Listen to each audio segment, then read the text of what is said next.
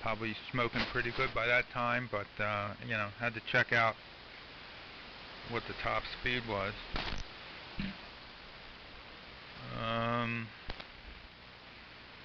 The TL that we had was, I think, like maybe the second or third year that they had come out with that car, and it was a 3.2 liter 24 valve 280 or 90 horsepower, and it was the same engine in the automatic transmission or the manual.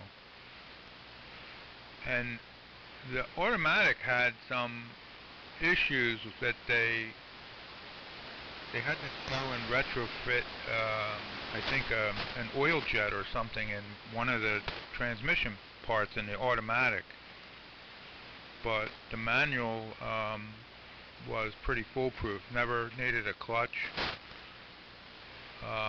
Never had a single problem with the car. So we were really pleased with that. And that was built in Ohio. And it was a really hard car to drive well.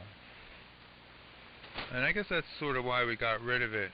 It was a really bad combination of you're sitting low, so it's a sporty car, so the seat is low, and because it's a luxury car, the motor has a soft motor mount, soft suspension, and the engine being a sort of like a giant motorcycle engine, made a lot of horsepower at higher RPMs at the expense of much torque at lower RPMs. So it was easy to stall, and so it took really critical clutch work to drive it smoothly. So if you wanted to take off in first gear, you kind of had to hold your leg up and work the clutch and the gas pedal and carefully, you know, take off so that the motor wasn't moving around and all that. It was not something you want to drive through New York City traffic. And a few times we did get caught in traffic. Now, as opposed to another type of car with a manual transmission like the RAV4 that we had, 4-cylinder, first generation RAV4, which we loved that thing going off-road in the Pine Barrens because it was small and light. But that thing had a lot of torque, tall seat, and it was just second nature to drive that. You didn't even think about it. Like, you just drove the manual transmission. You could do it all day long in city traffic or whatever, and it was comfortable and easy to do and fun. So that was my manual transmission story. Me and my wife both always loved them. I think you can, I don't know if you can still get a Miata with a manual, or one of those Fiat. Yeah, there's not many left. Anyway, turn it over to the braking station. I did not get the call. W1 something. So we'll say 73 to George. You got Paul in here, WA3VJB, N2DTS. My handle is Brett. We're located in southern New Jersey. Go ahead, W1 question mark from N2DTS. Yeah, go ahead, Joe. WA1 Henry LR. Yeah, and there goes the neighborhood. WA1 HLR with N2DTS and Paul, WA3VJB. This is W1 something, W1 GFH, Joe in Concord, Massachusetts. Yeah, I think George has signed HJK, but he was giving a good signal too. I wanted to get in here before the band crapped out. It's rare to hear VJB S9 plus 20 here, so I wanted to say hello. And hello to Brett And yes, the manual transmissions, takes an effort to drive. Had a lot of those when I was a young man. But I find, getting older, the primary car with an automatic transmission is the best choice. It's a little more relaxing to drive, especially long distances. Paul, I wanted to issue a correction. I remember one time we were talking about early classic Japanese vehicles. And I related a story when I was a teenager. A friend of mine had a Subaru 360, a 1968 Subaru 360, and his father was some kind of a businessman and had brought this back from Japan somehow. And none of us in the neighborhood had ever seen a Japanese car, teenage boys, and we couldn't get over how small it was and how it reminded us of a toy. It looked like a toy car. And, you can Google the photos of this thing, and they're really, really small. They do sort of look like a Mickey Mouse cartoon car. But I had sort of conflated it with Toyota in my mind, because I remember we were just laughing at it, so it looked like a toy, so I remembered Toyota. But it was actually a Subaru 360, so... Anyway, that's the correction. I hope my signal is good. Everybody else sounds great, and I will say hello to Tim. Tim, pick it up, and I think it goes over to Paul after that. WA1HLR, W1GFH. You okay? Check tuning on the amps. So they were almost like new. Well, that made a big difference, because I always put monster tires. I'm here. I got a little bit of time here, not much. You hearing me okay, Paul, or am I in the noise as usual? WA3VJB from WA1HLR. Break, please. It ain't need to be fixed, dear. Broke it. Good morning. The name is Steve. The call is K1FRC, Fox Romeo Charlie. Can you copy up there, Mr. HLR? Yeah, I hear you, Steve. Signal is good. Audio is like two Dixie cups and a string, but I hear you. Well, I can turn the mic volume up a little bit.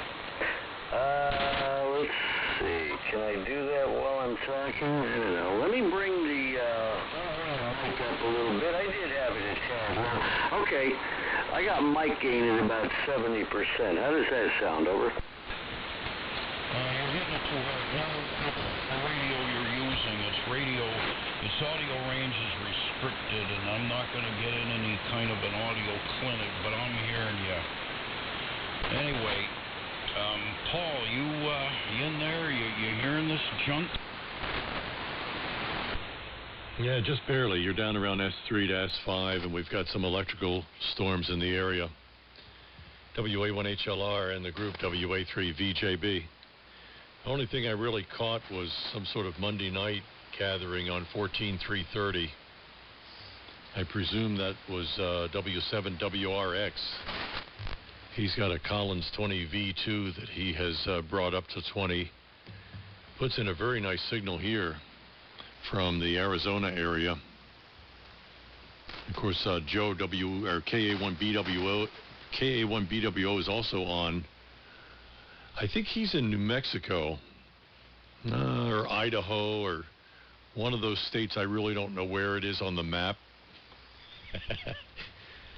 But it's nice to hear the 20-meter nighttime's got some activity in it, because W7WRX has posted some photos of a really nice station over on the Facebook AM page that I help manage.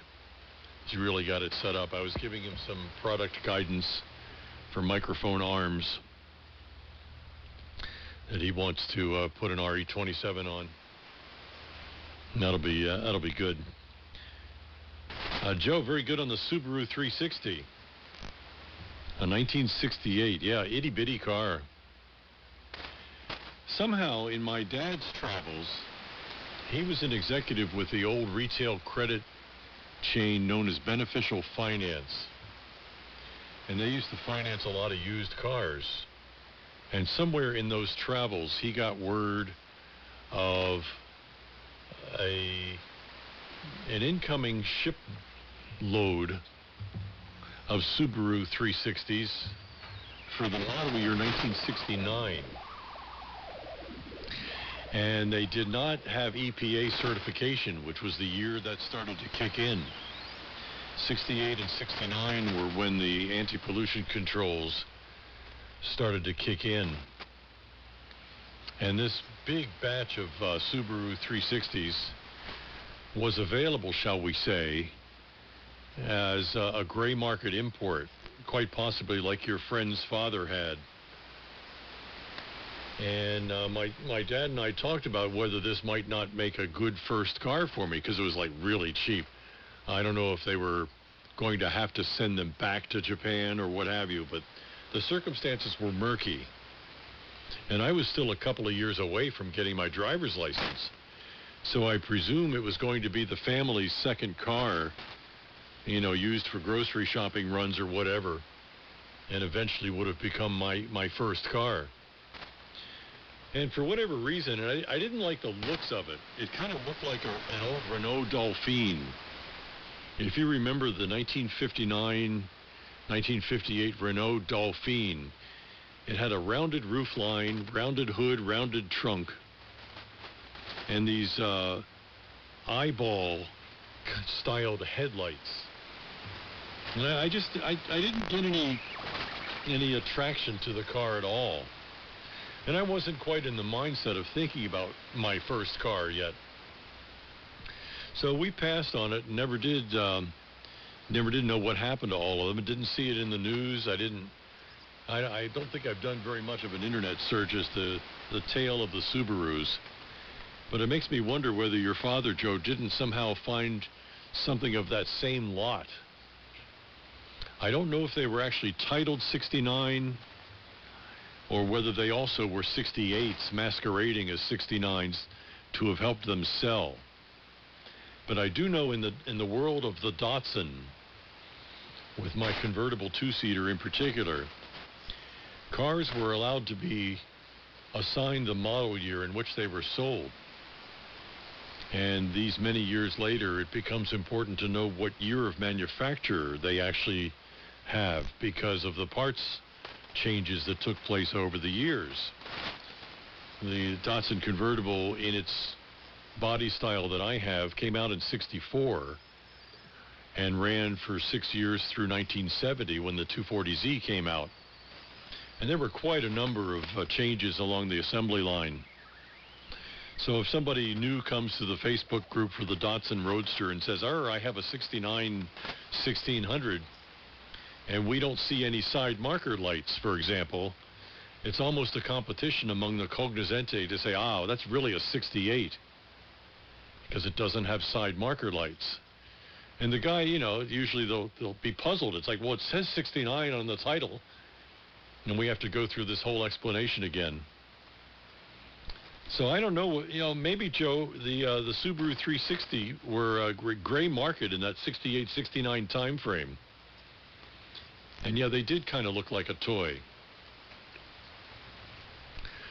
So if you can capsule summarize what Timmy had to say there on his, I think it's Brett's turn next. Maybe you can capsule summarize it and kick it around here a little bit more, but there was a sideband incursion on the high side because the only thing these guys understand is power.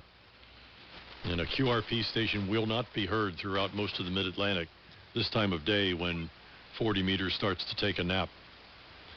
N2 DTS and the group WA3VJB. Go ahead.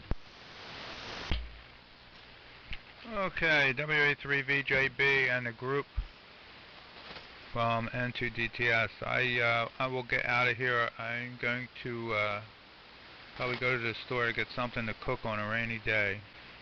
But I'll answer Tim's question about the RAV4. The first generation RAV4, the original earliest selling one, was, I believe, 1996. to about 2,000. 2-liter, 5-speed manual trans. I think you could get an automatic, locking center differential, rear door open sideways and had the spare tire mounted on it. It was small, light, and had some ground clearance, and it was a hoot out in the Pine Barrens. Ours, unfortunately, must have been driven through the ocean or something in its early life, and eventually had a lot of rust problems with suspension components, and even the steering rack began to leak where the shaft from the steering wheel went in because the rust was affecting that. So we traded it in and got an amazing $2,500 for it. The second generation was what I call the ovoid, I believe. 2000 to 2005. That had like an oval plastic thing on the side. 2006, fourth generation 2012, fifth generation 2018 to current, I believe.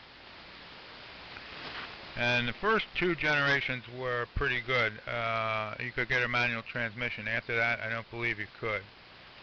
And the first generation was a really light vehicle.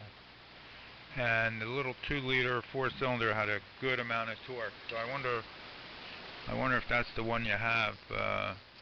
Pretty indestructible, as a lot of old Toyotas are, if they don't get hydrolocked or rust out. Anyway, 73s, gentlemen. I think it goes over to Joe, is it? I believe George is out. So I'll turn it over to Joe, and listen out for a little bit. 73s, gentlemen. It's been a pleasure. See you later, Brett. All right, Brett, 73, N2DTS, W1GFH. And the only thing I know about the RAV4, the first generation was very small compared to the current models. It was, I remember it being sort of delicate looking, almost feminine, and the joke around that time was that RAV stood for requires a vagina, and I think that's okay because I'm using the medical word there, clinical word, but that was the joke. And it was what, the late 90s I think they came out, and Suzuki had a little kind of crossover type vehicle called the Suzuki Samurai, which I remember was very small and very cheaply made, very tinny, very kind of thing that you really did not want to get into any kind of an accident with, because it just was like tinfoil. But I think that definitely went off the market after a few years. Paul, the Subaru 360 was not my dad brought it, but a friend's dad. The friend's name was Joe Vitter, I think, and his dad was something. His dad was like in the CIA or in the military or an military contractor or something. He had some reason to go to Japan and bring back this little thing. But the Subaru 360, yeah, it sort of looked like a little red bug. And it had motorcycle mirrors, like side mirrors kind of sticking out, from the body on each side. So I think, I got the impression they used a lot of motorcycle type parts on it. It was a 300 something horsepower air-cooled engine. Yeah, so that was that. Let's see, Tim, hello to you. I know that Deerfield is coming up, and I had kind of an urge to acquire perhaps another Exciter class transmitter. And I don't know what you've got going on up there. I think at various times you seek to divest yourself of equipment. So, I could be in the market for something. I'm not sure another snow or rumors of snow stock is like in the HLR warehouse. But, if you're going up there, be interested to know what it's selling. By the way, Paul, you've mentioned Beneficial Finance. Yes, I do remember that company, and there was another company called Household Finance. I think it was HFC. But both of them advertised on TV, and I remember seeing ads for those, and they were a big deal back in the day. So, let me see. Brett has signed out. I think it goes over to Tim. I'll send it there and see what happens. WA1HLR, W1GFH. Okay, I remember the commercial. Never borrow money, you must always come to those you trust at HFC or something like that. Remember that? And then Beneficial was get that big okay. Yep. Anyway, there was a K1 that broke in there that had 2 Dixie cups and a string-type audio. You still in there?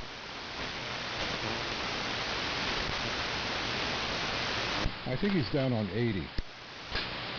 Yeah, okay.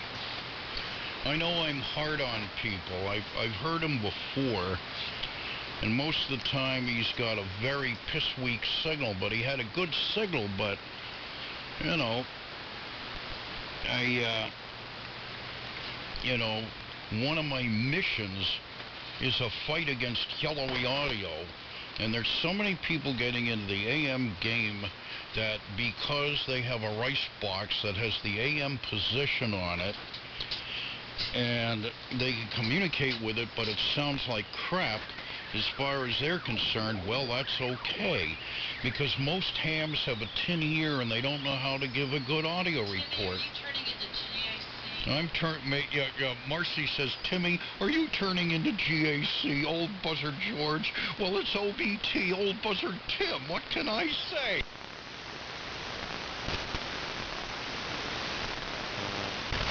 And there goes the Boston Buzzy, so conditions to Boston are good as usual.